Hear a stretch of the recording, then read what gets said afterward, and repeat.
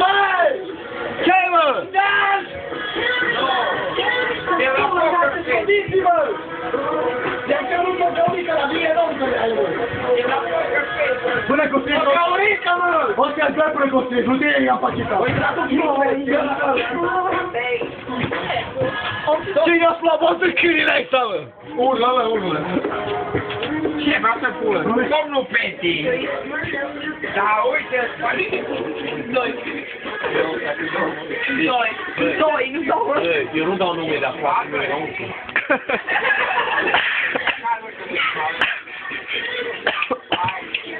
Ce stăm? Ce să pui șeful poker face? Băi, Nu știi, mă, gata, hai să văd ce acolo. să văd ce are aici. Ce e? Bă, Hai, mă, lasă. vezi că e alarma, mă, să declanșează bomba. Băi, care? Uite, dacă dați de aia 2 ore la mare. Hai! Nu, se pare tot. Nu mi se pare suspect, dacă să-ți ia ceapă de acolo. Nu, încă o dată. Și eu s-a văzut că stau, mă. Apoi ăștia... Și mai e câte una? Uite, noaptea blândă ai plecat. Și ce-a făcut de câinii? Au, au, au! Au! Băi, am greșit cu toți între ei. Auzi, ce faci, mă? Pus la halerul de fapt. Ce faci? Vrei să mai auzi o dată?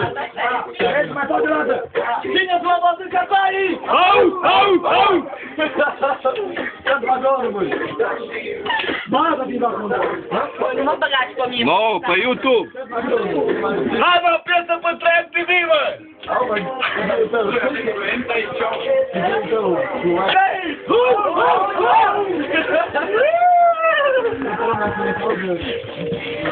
Ia, panică! Iar bambinii, ochelare. Arriva, Nu ochelari, mă, bă. Ia, mă, salut ochelarii, mă! Hai, ce bula, mă!